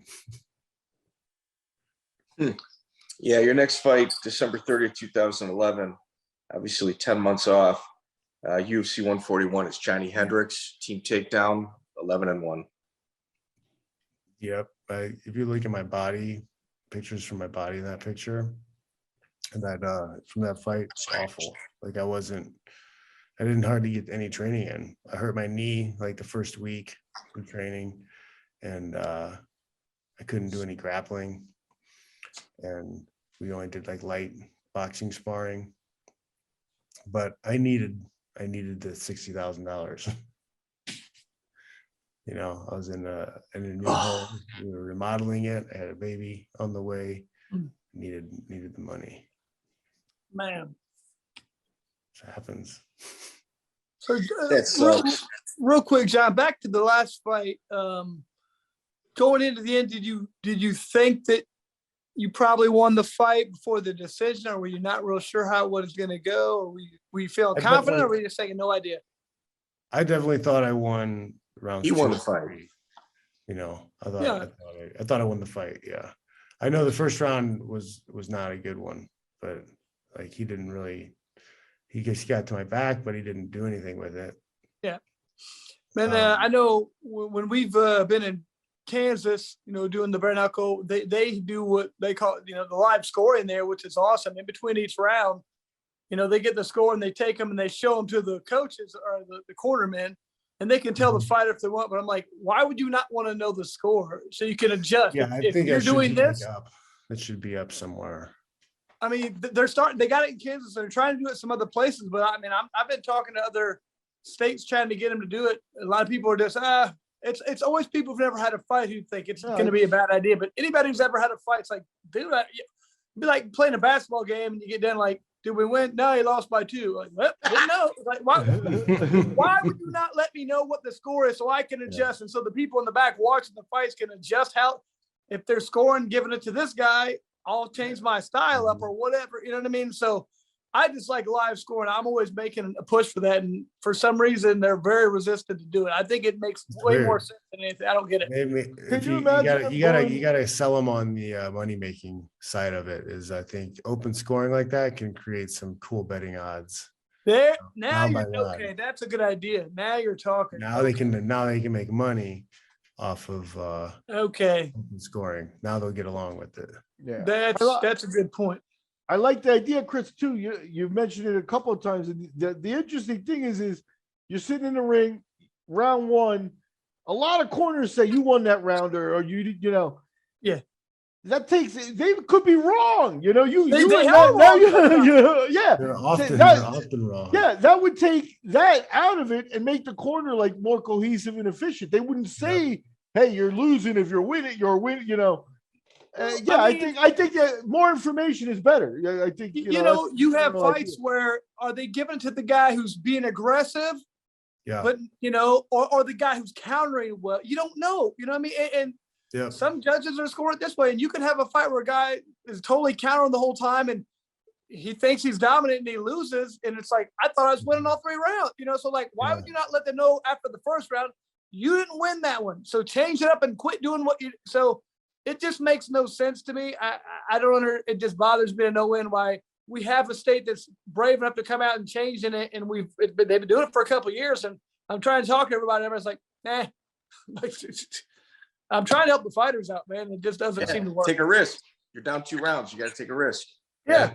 Or it's tied 1-1. Whoever wins this round wins. You better go after. You know what I mean? You don't think you're up 2 and you coast. I mean, I don't know. Just a side note. I think it makes sense. Not to get too far off on a tangent, Chris, but the other suggestion is it's Kansas that's doing it. Kansas. At some point on a yearly basis, the Association of Boxing Commissions, they have a meeting. And they all go through rules there, and they should present and we've tried. They've tried the commission, and they can't get it through there. Well, like I said, the problem is, hell, even I brought this up, and we had this meeting. Like, I think even this, a lot of the people are not on board. People who've never had a fight. It's like, oh, it's going to cause this. It's going to cause that. I'm like, from the numbers they had in Kansas, not the case, man. I mean, it's worked well. So I don't know. I just think that. I'd like to see the fighters have more control over their careers and over their fights and know what's going on. I think it makes more sense. Yeah. Did you imagine 10-9, Adelaide Bird 9-10?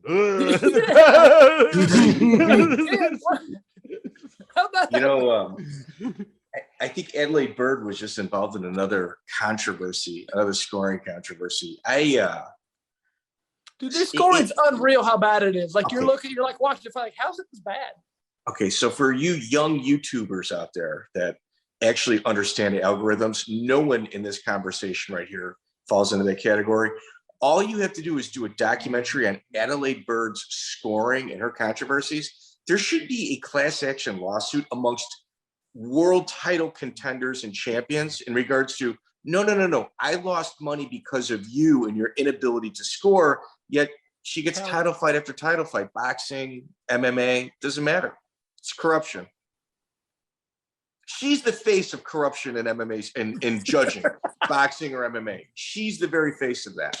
And they don't care. They rub it right in your eye. They don't care. So Johnny Hendricks. Sorry. Go back to sorry about that. I'm off of my little tangent now, John. Me too. My bad. I caused this. So Johnny Hendricks obviously doesn't go as planned, lands a real hard left punch. Have you watched that fight, Sean? Yeah. Did you see the first person into the cage right after the door opens? Joe. It's Joe Silva. Yeah. Giving a hug to Johnny Hendricks. A hug. Stop. Never mind a fist bump. We're hugging this out. Really? Yeah. Wow. Did you ever get a hug from him, John? You never got a hug from Joe. No, never got a hug. I'm telling you, that was the time. It was like, see, I told you I could get it done. Dana finally. Took how many years? Finally, I told you. Yeah. Finally. Wow. Well, that's messed up, man. That's completely messed up. Yeah.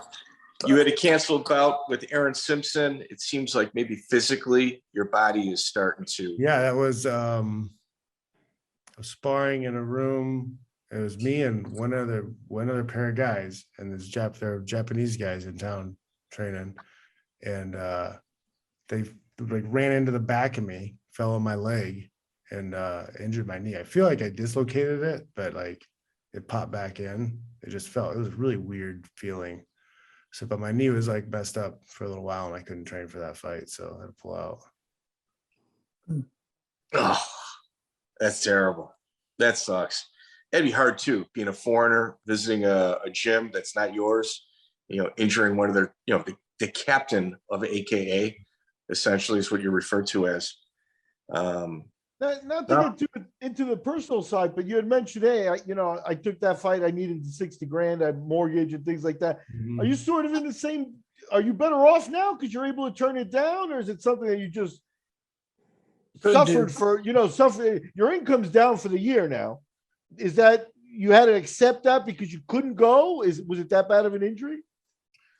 Well, I mean, I had $60,000 to stretch out for a little while. Okay. Yeah. So, yeah, basically. Okay. Had to stretch that out. Ramen noodles tonight, hon. Come on, just like college days.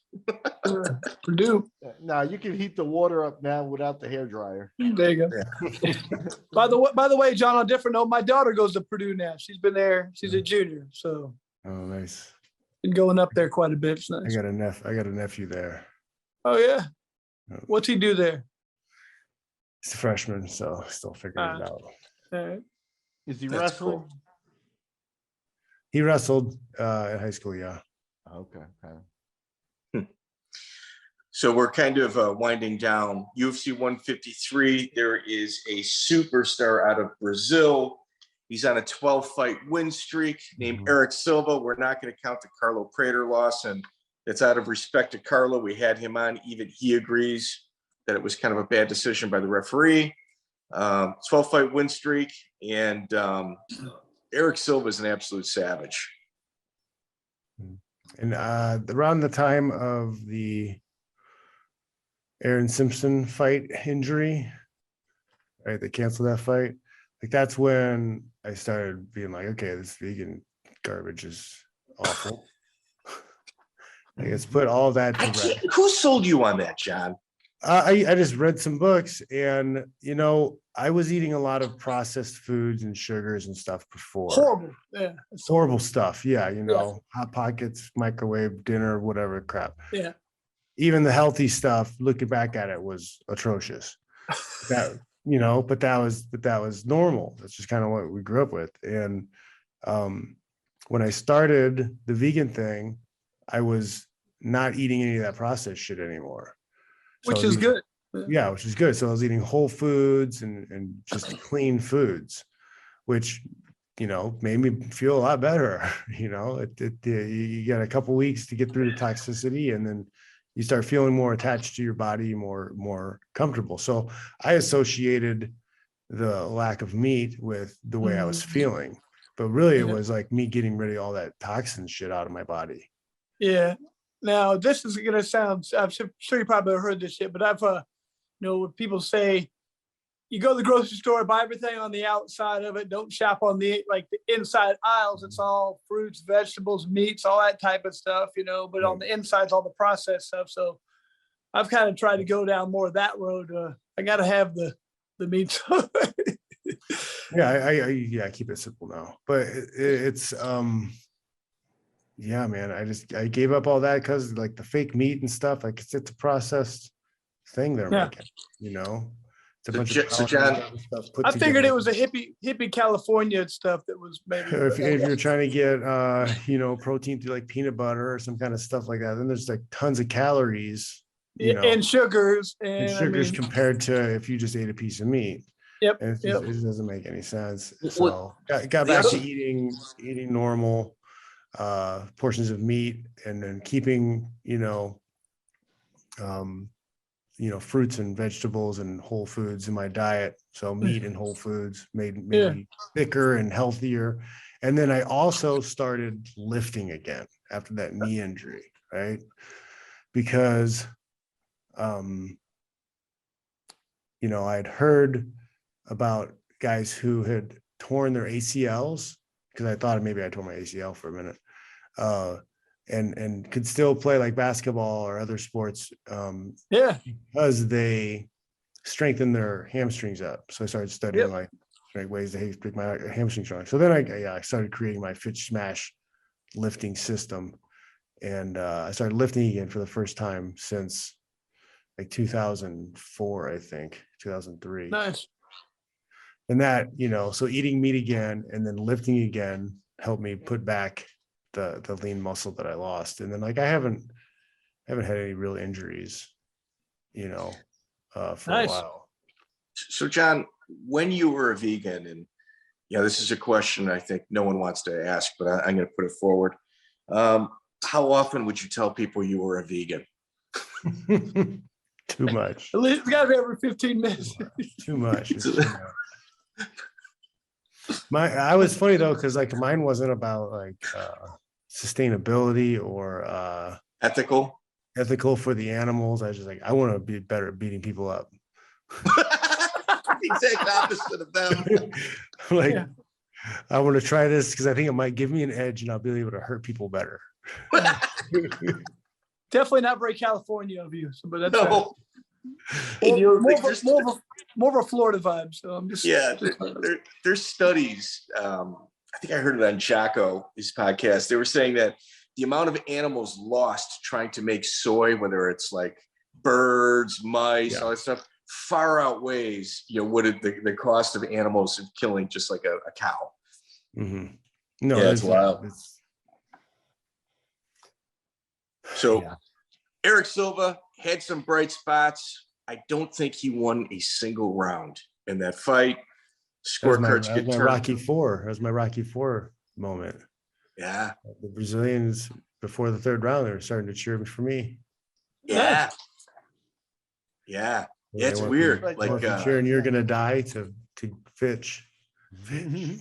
It's awesome. Yeah, that was wild, man. It was 30-27. One judge, two judges had a 29-28. I think they put you in against, their newest hero in Brazil. King of Rio in Rio. You think he wanted me not to win? Back to trying to get you beat. I'm just guessing on this one. Yeah, it was me and I think Phil Davis were the only guys that won on that card that were American. Isn't there like a tax issue too? I've talked to a few people that fought in Brazil where they say there's like an extra financial tax when fighting there, and it just sucks because it's less money. Well, I mean, it might be they tax you and then the U.S. taxes you also. Well, now I thought if you got taxed by a foreign country, the U.S. deducted that amount from you. I mean, like they're not going to double tax you. They're going to, if you get taxed 20% there, they're going to take that out of what they tax you anyway. Yeah, I can't remember the Brazil. I talked to a buddy. California will double tax you though with the state tax. Well, California's the worst state. They take you 13.9% state income tax. They want to raise it. Florida's zero, right? Yep. Florida's zero. I'm just throwing it out there. You should probably move. Tampa's nice and warm. They want to raise it from 13.9? Yeah. That's Are why? you kidding? Because the social services are so good there. Yeah, exactly. They need more crack pipes. Mike, somebody's got to pay for those needles that are laying on the ground. I don't know how you guys. I don't know. I mean, this isn't a political show. I couldn't imagine. I'm from Chicago. It's a Democratic paradise here. There hasn't been a single Republican ever elected to like a major like political office here since, I don't know, 2003. You got Beetlejuice in there. Lori Lightfoot, is that her name? She's awesome. She's a handsome woman, or whatever you want to call her. 93. She's crazy looking, dude. She's a crazy looking, unreal lunatic. But go ahead. Sorry. Wow, Mike, we got another one in the books. Jon Fitch, a return customer. What was your take, Mike? I don't know, man. This is our second time with him, and it was like, did we have more fun the first time? What's going on? He was a little surly. He was definitely a little surly. California time's a little earlier. I think, it was weird. Like right after the interview ended, I jumped in a shower and I really thought about it. And there are certain times in your life, like Miguel, you and I have both gone through divorces. If I were to sit there and say, all right, Miguel, tell us about the animals you had in the house. How did those get split up? All right, Miguel, you had, 2 cars. Who got which car? Who got first pick? If we kind of went through each of our divorces that way, it really wouldn't be a fun thing to talk about. And the way he was treated by the UFC, as we had outlined, was, I think, horrendous. It's horrendous. And, at one point, I say, you're on the undercard again. And I laugh, not at him. I'm laughing just because of how absurd it is. Like how just preposterous that this fight isn't on the main card. And you and Chris jumped on me like, wait a minute. And, I think he understood my intention. But, through Zoom, sometimes things kind of get lost in translation.